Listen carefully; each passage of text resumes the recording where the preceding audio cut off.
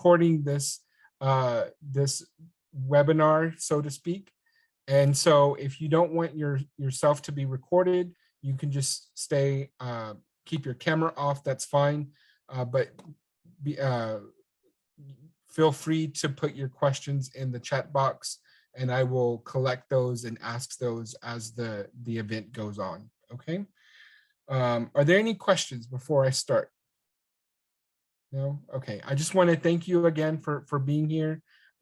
Thank you, panelists, for being here and for sharing your wisdom. So without further ado, let me pull up the first question. And we'll start with Christine, okay? So we'll go Christine, George, and then Amy in that order, and then I'll change it up as we go along. But first question, tell us a little bit about yourself, your career journey since graduating from Texas A&M San Antonio, and your current workload. Hello, everybody. Thank you again for inviting me to this event. I'm really happy to be here. So my name is Christina Coronado. I am a teacher at a local charter school. I teach high school. I teach AP Psychology, AP Seminar, AP Research, and English 4. So a lot of college level courses. But my career journey, so I graduated Texas A&M with my with a master's degree in mental health and counseling. And the semester I started internship for the degree program, I decided to switch careers from working at Wells Fargo to become a teacher because I naively thought that I can get my counseling hours during the summertime when I'm off from teaching. Very naive thinking as far as that goes. But yeah, so I became a teacher and I fell in love with it. And from there, so I've been at the School of Science and Technology for, this is my 8th year. I am the district department chair. I am also the department chair for the English department. And I'm currently getting my, I'm in the dissertation phase of getting my PhD in educational psychology. So. Thank you. George? So, as y'all can notice, I'm a little older than the rest of you guys. So I actually left teaching to go into counseling after teaching for in total about 15, 16 years or so. I decided that I wanted to go back to what my original career desire was, which was counseling. So I started at A&M part-time. I mean, well, my whole time was as part-time working on my master's in guidance and counseling. I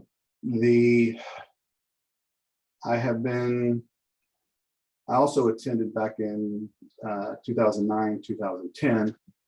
So when the campus was on Gillette, before y'all got the really pretty nice new campus. And it was also pretty early in the counseling department program. As far as my career path, like I said, I left teaching to go into counseling.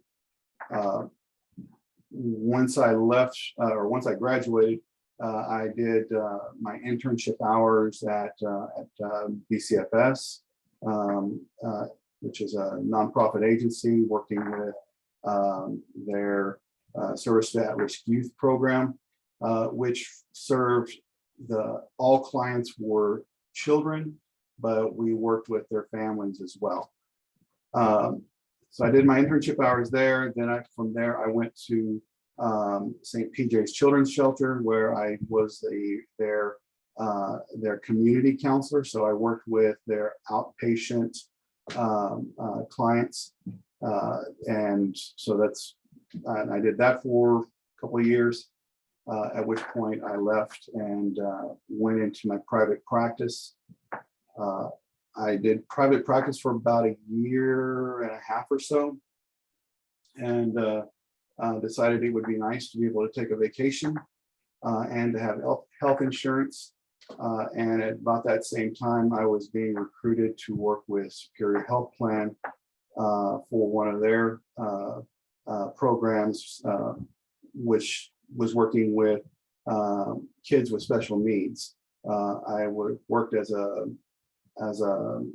case manager with them, and in that role, and then I transitioned from there into my current position, where I am a case auditor for behavioral health cases, and specifically with their foster care program. I do that as my day job, and I have continued doing private practice in the evenings this whole entire time. Oh, thank you. Amy? Right, so I graduated from A&M back in 2017 with my bachelor's in psychology. Since then, I've been working with the Center for Healthcare Services for the past 5 years now as a case manager. Right now, I'm actually doing more than just what I was originally planning on doing. So I have a caseload of clients that I'll meet with. We do skills training, medication training, and then connecting to resources as they're here, which the clinic that I work at is located at Haven for Hope, which is the homeless shelter downtown. In addition to that, I'm overseeing referrals and intakes for our residential substance use and mental health treatment program that we have here as well. And then I'm also doing intakes for the clinic here at the shelter as well. So it's pretty heavy right now, but it's very rewarding work. Gained a lot of experience here, a lot of exposure to different conditions and people of different backgrounds. So it's been fun. Thank you, Amy. Mm-hmm. All right, round two. This round we'll start with George. And then we'll go George, Amy, and in the same order, though. Okay. Second question. How do you feel Texas A&M San Antonio prepared you for your career path? So I feel like for me, the exposure to a wide range of counseling methods, techniques was very helpful, because it allowed me to then kind of discover what I felt most comfortable with, as well as what I found to be most effective in working with clients. So that really was the key for me, that as well as the constant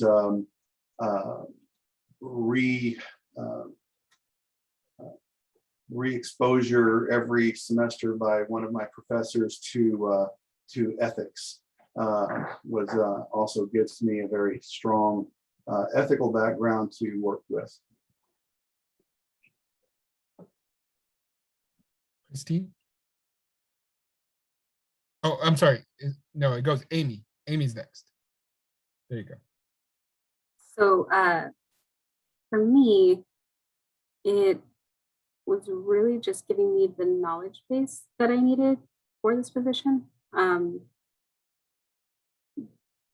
Of course, like the faculty and the courses were great. The faculty was really good about sharing their own experiences, how what we were learning was could apply to real life, and even their past work experience, which was really helpful.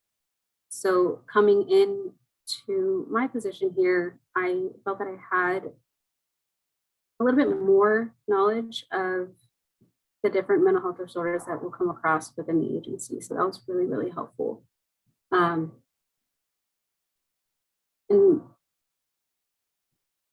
yeah, it's just how much I was able to have access, not just to faculty, but the different materials that they would share outside of the recommended textbooks was really helpful in preparing me for what I'm doing now. And I even still refer out to it, even after doing it for 5 years. I also refer out to different materials that I had from the courses that I was taking there.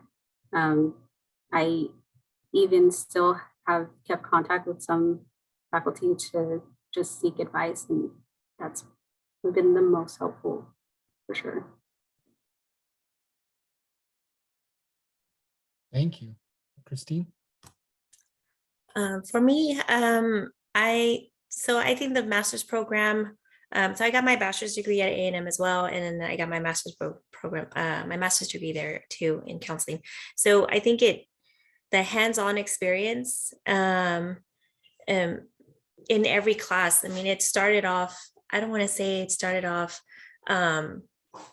slow. That's not what I'm trying to say. Is the very first course I remember, it was called Theories of Counseling or Theories of something. I graduated in 2014, so I don't remember the name, but it started.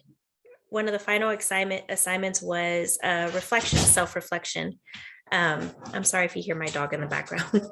And I think that really like made me, okay, so I hate talking about myself, but it forced me to, reflect back on who I am, who I want to be, self-awareness.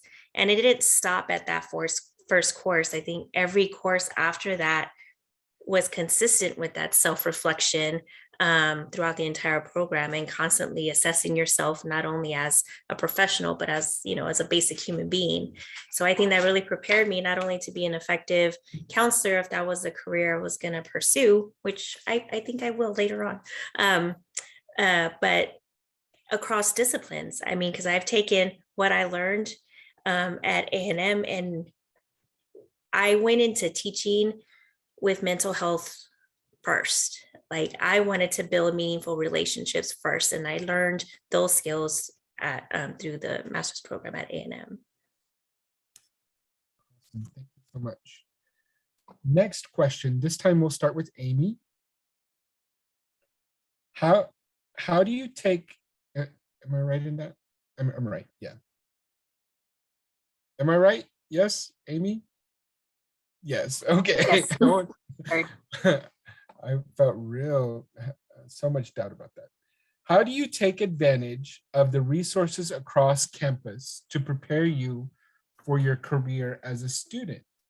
What were some of the best resources for you? So for me, it was really getting involved with the different things that were available at the campus. So the career advising services was helpful. I had gone and talked to somebody to explore what options I would have, because when I tried to look at what would come after graduation and what job opportunities I would have, I didn't really find much on my own. But that was really helpful. Like I mentioned before, the faculty was a really big resource that I had used as well. They even helped me after I graduate, even looking into graduate programs or exploring like my long-term career goals or long-term education goals. They have been able to talk to them to see get their advice and see what the best routes would be. I had also joined the psychology club. That was really nice. I participated in, the research symposiums that they had, and we presented at SWAPA. So that was also really helpful, and being able to start practicing that networking that I have found is really needed further down the line, and it's very, very helpful. So, just taking advantage of the things that the campus has to offer and really fully participating in it. I got the most out of doing that. Even like the career fairs when they have them, I don't know, also do, but that was also very helpful. That's actually how I found my job, because they were there. I walked in and they were right there at the front, talked to them, and I was able to ask, what is the job? What is it they're hiring for? And what exactly do they do? And what is the agency's goals? And that was really helpful to have that. So just using all those things that are available. Thank you, Amy. George?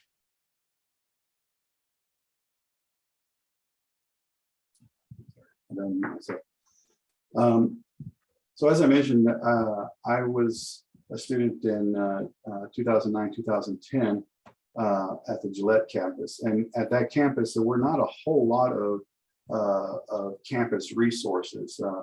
So we did have a small area where we had some resources available, and then of course the professors. We also had, I guess the area that I used quite a bit was actually the student center, where we would typically I would meet with some of my classmates to discuss projects that we were working on. So I really feel like that the resource I used the most while I was there, and largely because at the time resources were fairly limited. So Thank you. Christine? Well, George, just like you, I also attended the Gillette campus. It was open my first year, and it was last year was open before we transitioned to the main campus. So and yes, you're right. I remember being at that student center there at the Gillette campus, and it was limited, but it was so helpful. I remember, I mean, there were advisors everywhere, just, willing to help. I think later on, and just like Amy said as well, I still have relationships with the faculty at A&M. So being able to refer back to them, or, hey, I know we haven't seen each other a few years, but I have a question about this. This pertains to whatever, has been very helpful. And I think one of the most meaningful resources that, just networking that way and developing that relationship with them.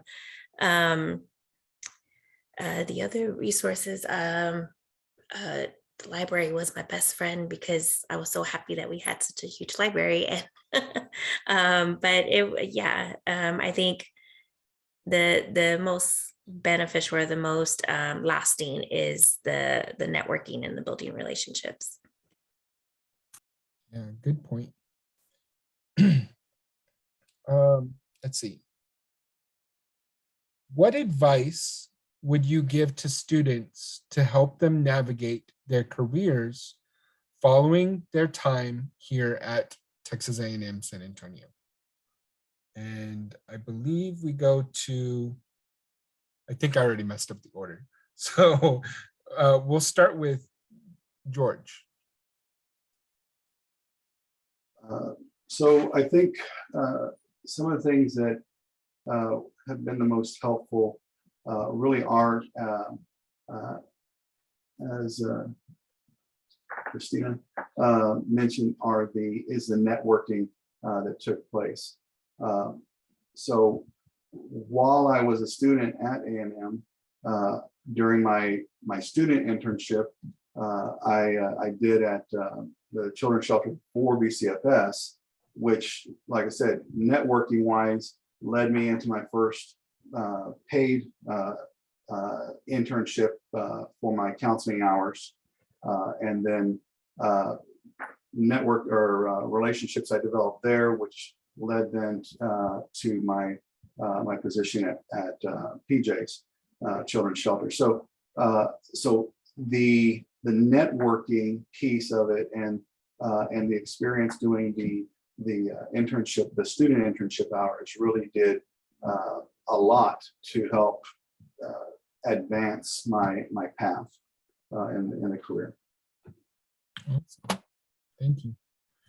Let's see, Amy. So advice that I would give, first thing is going to be a repeat, networking. Networking is the biggest thing, is the most helpful, really. I would also say to do your research of what it is that you're wanting to do with your degree, or in the long term, what you're wanting to do. So that way, you know what steps can be taken after that, or be taken to get there. So like with the counseling, I didn't find out until maybe a couple of years ago that even when you go for a graduate degree in counseling, you still have the 3,000 internship hours after that in order to get licensed. So, even just learning that, looking at what are some beneficial steps. So for me, it was like looking at jobs that could help with that. So like with the master's program, when you're doing the internship hours for the master's program, I'm able to do that where I work. So I'm not having to work full time and then have the internship on top of that. When I do work towards the counseling license, again, I can do the license hours here. And above that, looking at when, like I was looking at my employer and like, looking at my career path, looking at what benefits they offered as well. So in addition to just being able to get the hours, looking at like tuition reimbursement, that is so helpful. Or like supervision reimbursement for when you're doing those license hours. That's something that we just started and I'm so excited for because that's just going to make my life so much more easy. And like even just like they'll help me pay to take the license exam or to apply for my licenses or take any other additional trainings. And so looking at being able to research all that and look for those things as you're planning your career, I think is very important. So that way you're not, I think a better way to put it, but wasting your time doing something else or being led down a path that you don't want to go. So like one thing that I had to kind of work through was people talking to me about pursuing either social work or counseling. And I had to research that and see what it is I actually wanted to do. Because like I mentioned before, even seeing what I could do with just the bachelor's was a little hard just by myself, but reaching out and doing what I needed to get that information. So yeah, just network. I guess summing it all up, networking and then doing your research on what steps you need to take to work towards your own career goals. Christine? Networking, same thing. I forgot to mention that, yes, I did my internship at the Guardian House. And it was a great opportunity to network. I met people that I'm still friends with now. My brother-in-law actually went to the same internship. So there's a real connection there because everybody's going through the same things, right? And I think I agree with Amy with doing the research part. I knew I wanted my career path to follow psychology. I knew that 100%. And then I went into the mental health and it like grew my self-awareness, my awareness of others. Like it just expanded everything and made everything exponentially, me being able to process the world around me much better. And the path that it ended up taking me is to teaching. And yes, I teach in the high school level, but I'm teaching AP psychology. I'm the chapter advisor for Psi Alpha, which is the National Honor Society for Psychology. And it's been a few years since I attended A&M, but I remember coming across a Time magazine and it was about memory and the brain. And it just like reminded me of how much I love learning about the brain. So that's when I decided to pursue my PhD in educational psychology. Again, just tying back to that meaningfulness and building relationships with people first before expecting, something back from them, especially with the pandemic, and kind of re-establishing those social norms back to face. I think the relationships matter before any numerical data. And I think A&M really did help prepare me for that. And I will always be appreciative for that. Awesome. Y'all really are speaking my language. As a career services professional, I preach all the time, network, right? It's super important. And here I am, listening to y'all talk about it. So it really does make a difference. So good. Next question, and we'll start with, I'm not sure who I'm starting with. let's see, Christine. I think I'm going to start with Christine again, if that's okay. I know you just finished. What sorts of resources do you lean on to help you navigate in your current profession?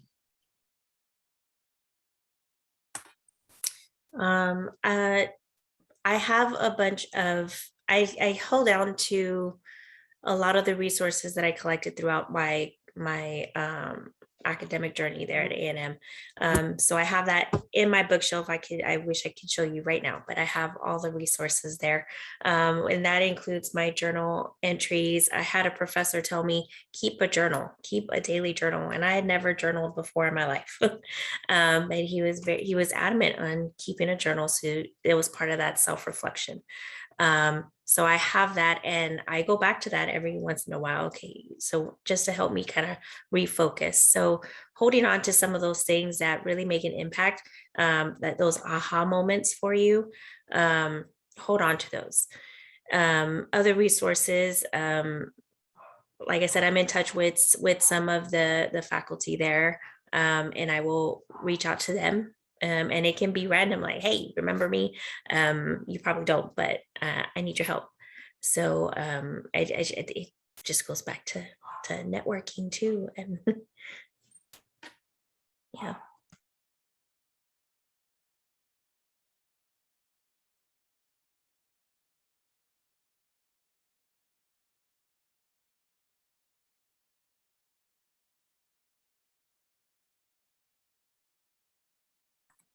You're muted, Victor.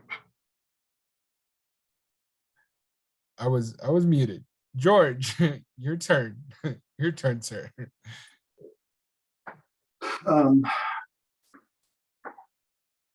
So I'm trying to think of the different things that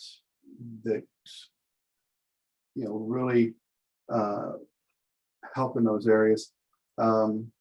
I do know that the connections that were made were massive. The ability to pull from, as Christina mentioned, the ability to pull from the resources that were given or that we acquired while we were in school. Those are some of the most important and most valuable resources that we have. I do feel that it is something that we are constantly building on. So, obviously the ones we gathered and learned while we were at A&M, that's our foundation. But, as we continue through our path, as we continue through our career, we're constantly, or at least I find that I'm constantly reading new articles, reading new journals, reading different things, going to different presentations, and every time I pick up something new that I put in my kind of like in my satchel to pull out when I need it. And so those are some of the things that I think really have helped with my career in that area. Thank you, George. Amy? So my job is resources.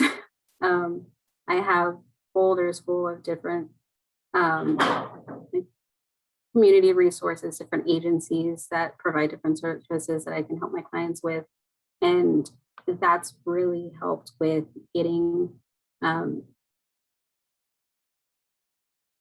through the different struggles that I have to work with my clients through. Going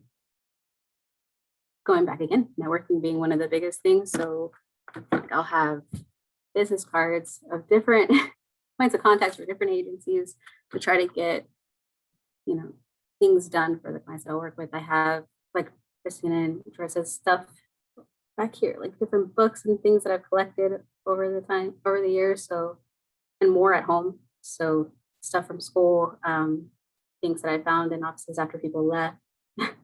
So different counseling application books. I'll find things specifically for substance use, because that'll be, part of what we'll work with too. And one of the most helpful things has also been just the peers that I work with. So being able to talk with the other people that I work with here and being able to staff our cases or ask for outside input to see if there's another approach that maybe we weren't thinking of, or some other solution that we didn't even know of. And I've learned a lot from doing that, especially because we will have people who are at different points in their career path. So we'll have some people who work here that are currently working on getting their counseling license. So they'll have, a little more training than I do in a certain area, or somebody brand new, but maybe worked in a completely different field, or like we actually just got one person in for about 2 months. She worked in corrections. And so she's been able to give us a whole bunch of information that's been very helpful. And on top of that, with the clinic that I work at being here at Haven for Hope, there's just so many partners here that are all working towards one goal for the individuals who live here. And that getting to know them and learning everybody's role and the different things that are available to the clients that I'm serving at the clinic really helps with being able to work with them on achieving the goals that they have set. Yeah, like I said, my job is resources. It's resources all around. Thank you. Next question, we'll start with George. Involvement in extracurricular activities can provide a practical grounding for the learning outcomes of the classroom. Can you talk about the activities you were involved in and how they prepared you for your career? Things like volunteering, internships, service learning opportunities, that sort of thing. So I think the extracurricular that really was my basis, or my base, that really, just kind of directed my path, was the internship, the student internship. Those hours of working with, in the field, working with the individuals that I would, that I ultimately then have spent most of my career working with, which are, kids, at-risk kids, kids in the foster care system, and so forth. So that early experience, that early exposure to that population was really beneficial for me. And then having the immediate supervision of the leadership where I was doing my internship. So the experience of the supervisor I had, he was, his experience, he'd been a federal probation officer, he'd been a counselor, he had done all these different things. And the experience he then was able to kind of, and the knowledge he was able to instill in me was very, very, very helpful and stuff. And I did both student internships with them. So that, like I said, that ultimately was the extracurriculars that really set me on my path. Thank you. Christine? So the same, it was the internship. I think completing the internship really helped me get out of my shell. I was really uncomfortable and just, in that setting, at first, but then, after practicing and talking with my peers in the course and in the internship, it got easier. And I think I really needed that. There were opportunities for us to do one-on-one counseling, with the supervisor. So I think that really is what really made a significant impact as far as me as a person, and coming out of myself, and getting put in that, not put in that position, but working through that, so I can see the impact I can have on others. So I will never forget the internship. I think it was that experience, and then coming back and reflecting on it with the professor. The professor was like really one-on-one with us, and it was a small group, a small cohort of students. And I just remember, okay, like the professor walking us through each step and each scenario, and guiding us. Apart from holding our hands, I think it was a very good learning, with guided, with somebody to guide us along the entire way. I think it's a very memorable experience.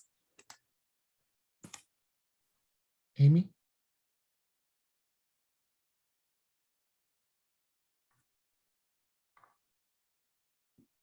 Can you repeat the question again? I'm so sorry. Yes, no, of course. It was a long question. Can you talk about the activities you were involved in and how they prepared you for your career? Things like volunteering, internships, service learning opportunities, that sort of thing. Yes. Okay. So for me, it was the psychology club. That was something that really was beneficial. I would say the biggest opportunity that I got from that's helped with where I'm working now is being able to work with others on like the research project. So the research symposiums, and then the SWAPA conference, being able to present our research at those different events.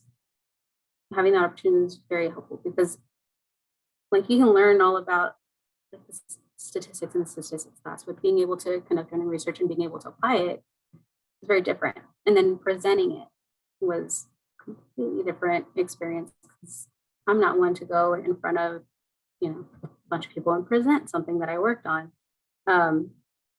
So that helps start to break down that fear, I guess, a little bit. But it's been helpful with where I'm working now, because it helps me get a better understanding of why we're doing what we're doing, aside from just, yes, we're here to help clients, but why there's certain things that we have to do a certain way, or why we have to meet certain metrics and stuff like that. Of course, without understanding it, you're just like, there's no point in me doing this. But with having that deeper understanding that I was able to gain from being able to participate in the club in those events, is that by us doing what we're doing, how we're doing it, and at the rate that we're doing it, not only is it helping the clients that are assigned to us and on our caseloads, but it's also creating opportunity for it to be available for even more people. So the better outcomes that we have because of these things that we're doing, we're able to make these services more accessible to others. We're able to create new programs that'll benefit our community and our clients even more. So having that opportunity to understand how statistics work, how research is conducted to help support grants that are being applied for or that are awarded has been it's been great. And it helps relieve some of the stress that I may come to from time to time. Awesome. Thank you so much. This next question will start with Christine. And it's a question from the audience. How long after graduation did you get a job for your career? How long was it after graduation before you got your job? sorry, my computer shut down. um, I started my internship the fall of 2014, and that's when I got the offer to teach at the school I'm at now. I initially started teaching 8th grade, and then after that year, I was offered AP psychology and to teach high school. And then in recent years, I was offered to teach the research courses. So it was immediate in my situation. George?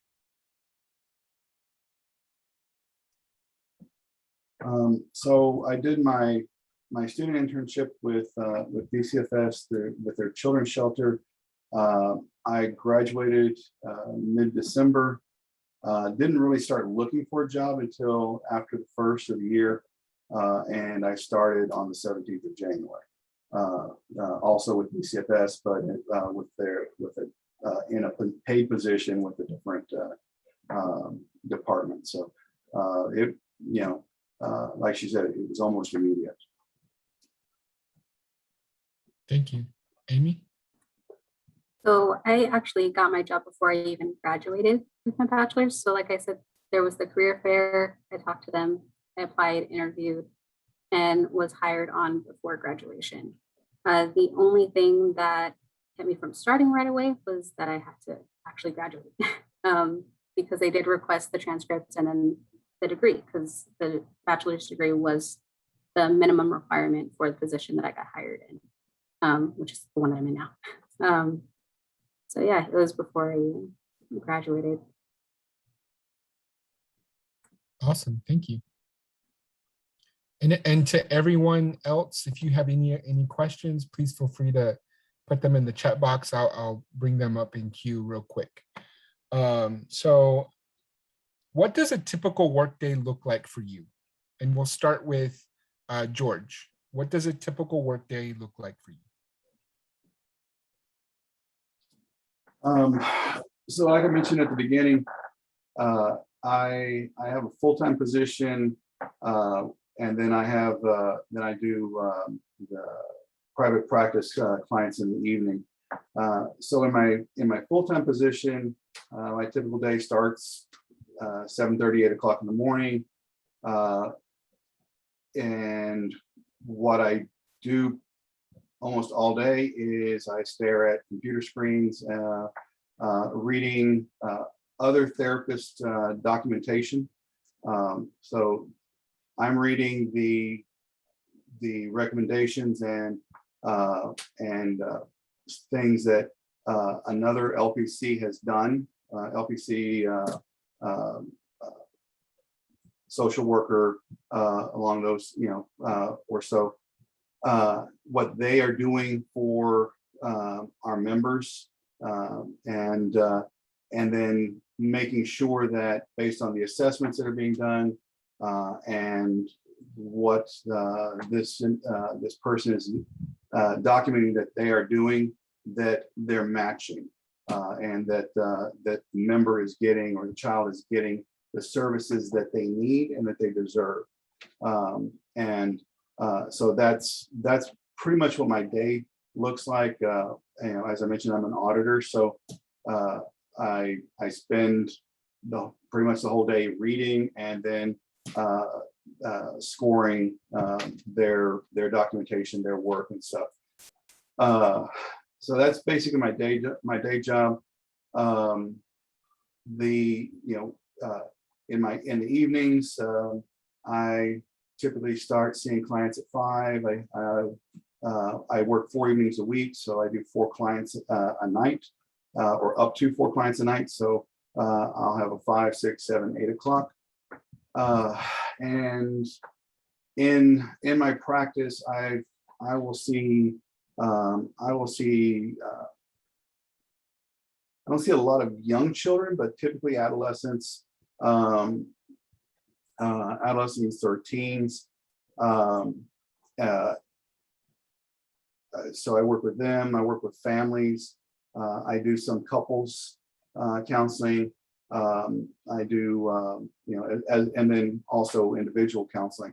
So when I first started my private practice, my caseload was almost entirely either kids who were in foster care or kids who had been adopted.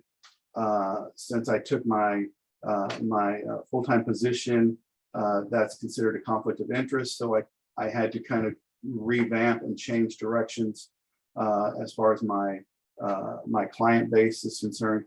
But I still work a lot with kids, mostly teens and couples and individuals for the most part. Thank you, George. Let's see. I'm trying to remember who went last time. I think Amy. Yeah, Amy. So for me, my workday starts at 8:30, ends 5:30, unless I choose otherwise. So like I mentioned earlier, right now I'm kind of doing 3 different roles right now, but primarily as just the case manager role with a caseload. I'll see 4 to 5 clients a day. With those clients, I'm doing skills training, whether that be independent living skills. It could be teaching and helping them develop different coping skills to help manage different symptoms, medication training, where we're teaching them about their diagnosis, the medications that they're getting prescribed, helping them learn how to take medications. Some of our clients don't know. We conduct groups about once a week. Each of us in our residential treatment program will have like 2 or 3 interdisciplinary meetings a week. So where we're meeting with like our psychiatrist that's here at the clinic, the staff clients will meet with LCDCs that are working across the street together with our program. And then of course, like the other case managers that we have here will all meet together as well. Let's see what else we need to. Basically, the 4 to 5 clients a day definitely keeps us busy. So typically for me, that would be like someone at 9, then I'll have someone at 10, 11, then 1 o'clock, 2 o'clock. And the last couple hours of my day or a few hours of the day, depending on how that last one went, would just be doing documentation or doing follow-ups on different referrals that I helped get clients connected to, or like reaching out to the doctor to talk about a specific client concern that I may have.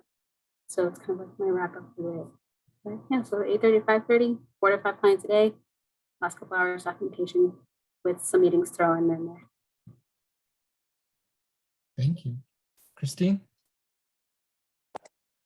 Mine starts at 7:15, ends around 4. It doesn't end. So I have 5 total classes that are broken up into A and B days. A days being my 3-class day, but it's also my research class day. So the research class, they are writing essentially a mini dissertation at the high school level. So we have that connection with each other. And when it's just independent writing, they're writing, I'm writing my dissertation, or, looking up sources for my dissertation. On B days, it's my slower day, meaning I have only 2 classes and I have 2 planning periods. And one of those planning periods I lesson plan. The other planning period, I write my dissertation, or, focus on that for a little bit. Every week I have my Psi Alpha meetings on Thursdays, and we plan for either in school or out of school events. And then when I get off, my school day ends at 4. And then I come home and I stay on the computer working on my dissertation or planning. That's my day. Thank you. We have a question from the audience. So, and I think this is more geared towards our counseling students. Are the practicum and internship hours different from the 3,000 hours?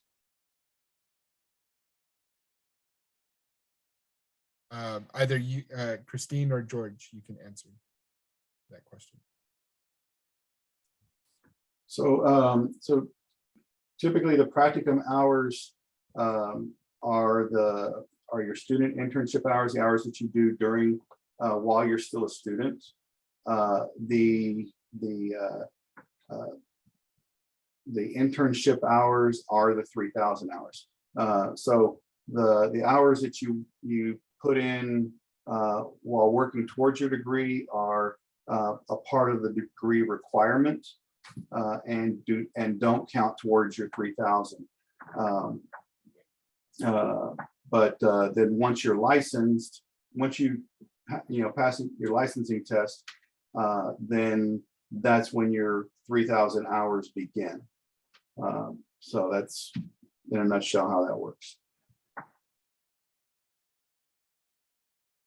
Christine, did you want to elaborate or share anything? No, that's what he said was exactly right. When I went into teaching, I believed that I could use my summers to work towards building those 3,000 hours, but that didn't happen. Is that just because your school district or? No, it's because I fell in love with teaching. Oh, okay. Got it. I would have done it, but that was my goal going into teaching was I will use the summers and breaks to work towards completing those 3,000 hours. It'll take me longer, than dedicating a full time towards it. But once I started teaching, I fell in love with teaching. So Got it. Okay. Okay, so next question. What is a skill that you wish you had developed more as an undergrad or graduate, and a skill that new grads entering the workforce are lacking from your perspective? Okay, I'll read it again. What is a skill that you wish you had developed more as an undergrad, graduate, and a skill that new grads entering the workforce are lacking from your perspective? And we'll start with Amy. For me, I would say communication skills. Probably. For me, I'm not one to go and start conversations, but in my job, I'm having to initiate every conversation I have with my clients. So learning how to do that and how to do it to start building a rapport with clients from the beginning that I start to talk to them was something that took a little bit of time. So definitely working on those communication skills and being able to learn how to talk to people with different backgrounds, because not everybody's going to receive what you're saying the same way. You have to take into account, their history, their cultural background, what their current life circumstances are. And so being able to learn how to do that is really important. And also being able to take how the other person would be talking to you. I mean, hasn't happened frequently, but I have had clients who've yelled at me, or they'll say that they're angry about something, and it may be coming off like they're angry at me, but understanding that it's not that they're angry at me, they're angry with like how certain processes are, or angry with something else, but it's just, I'm here. So not taking things as personally. And I think that is something that I think with new graduates, and even just some of the new people that we've had come in over the years that I've been here, is learning how to communicate with people is a skill that is needed to be developed, hopefully before. But if once you start, then taking effort to improve on those skills is what I think is very important. Christine?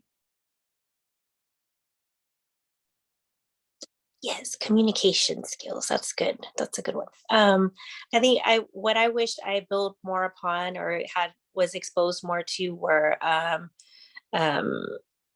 the one-on-one or group counseling, what are they called?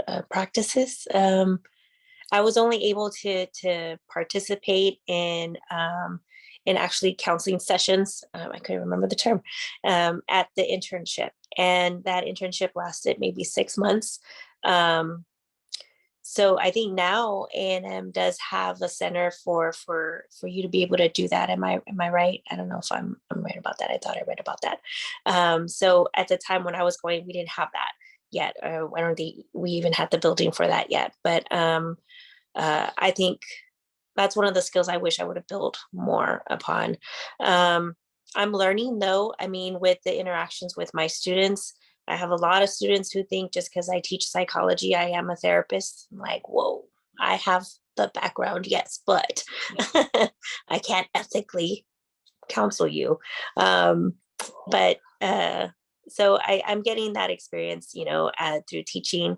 But that's one of the things, it's not a regret, but I just wish I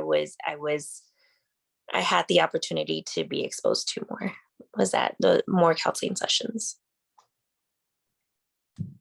George?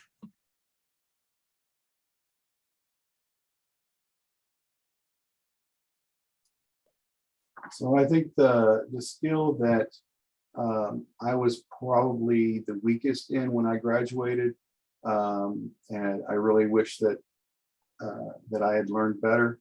And it's also the skill that in my position, I feel like is a very weak area in, and I'm guessing in a lot of different schools, and that is documentation. There was never a course that, I mean, it's kind of think about it, it's like, well, what do you really need a course to teach you how to do documentation on? But there are, I mean, there are certain techniques that are really helpful in doing that. And I know that when I was doing my internship, that was one of the things that my LPC supervisor was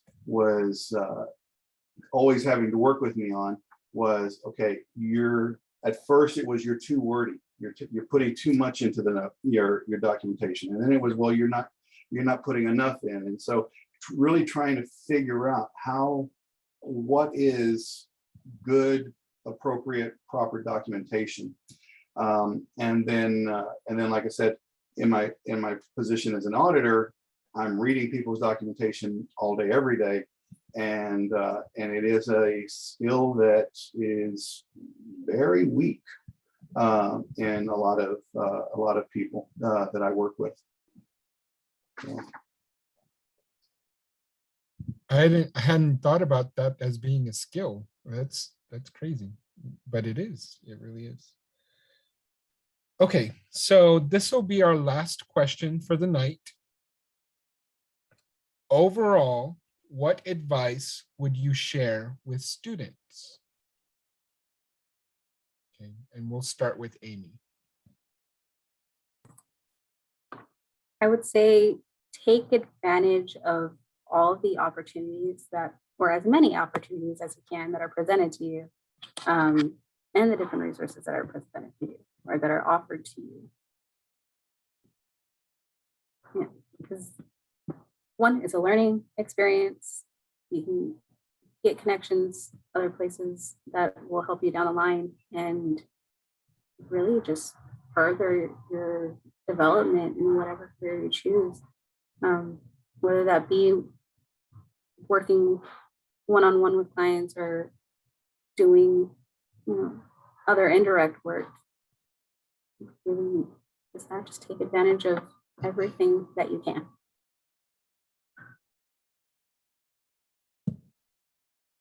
George?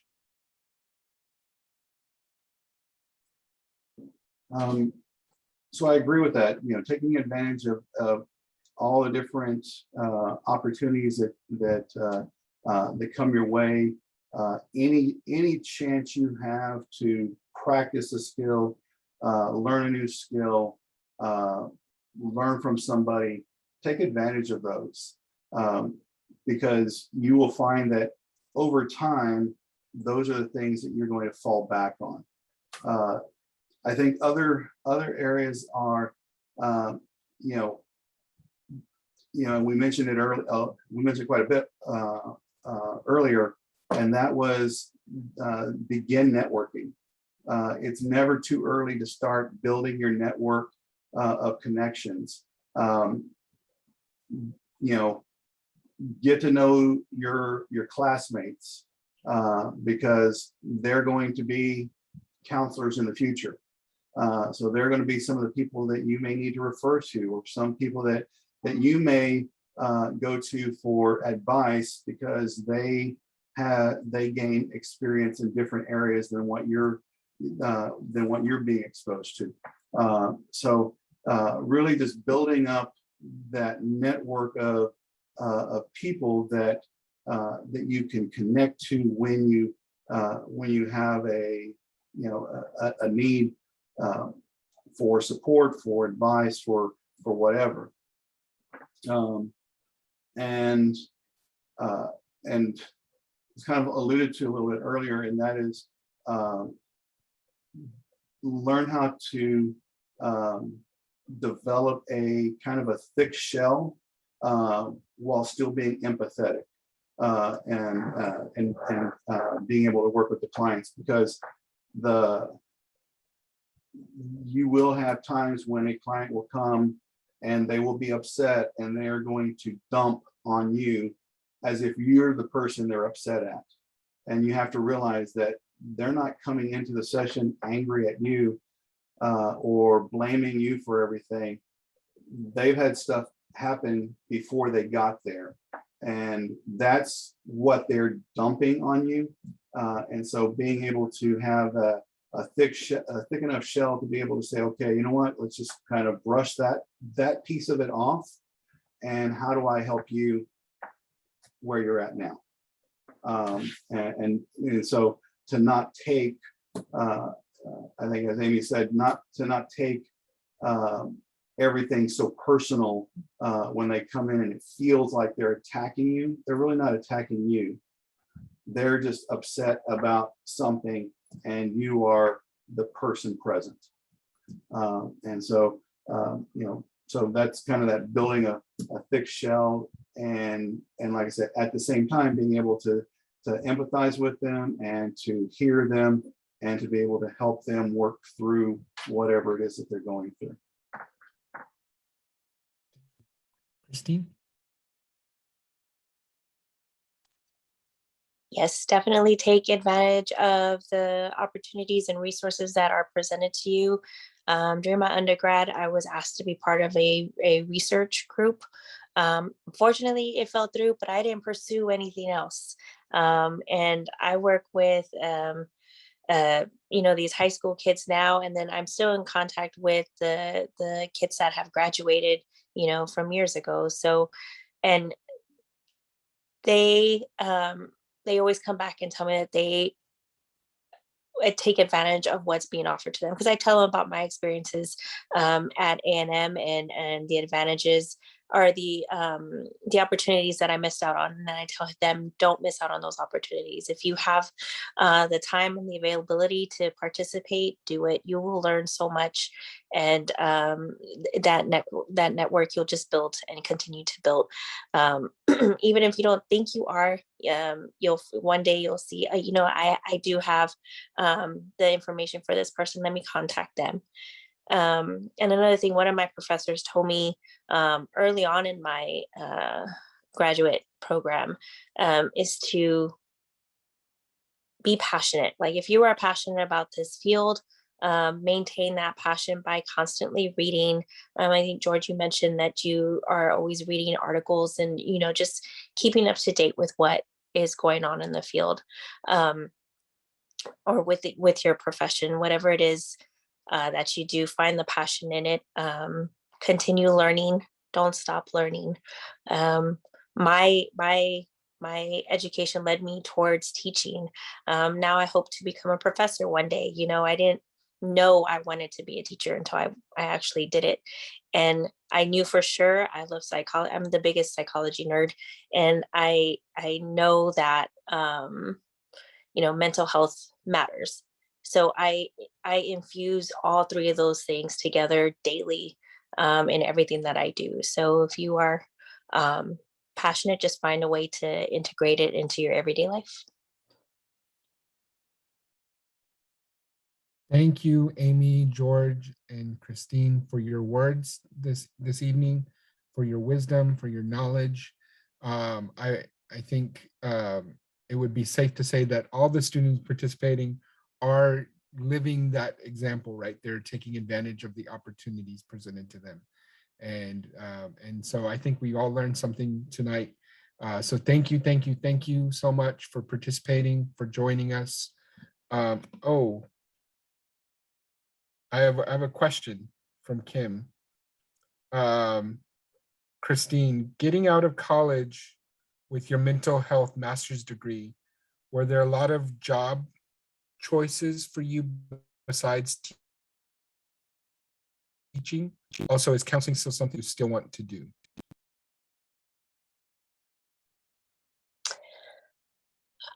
I didn't, so once I started teaching, like it completely blindsided me, like how much I fell in love with it.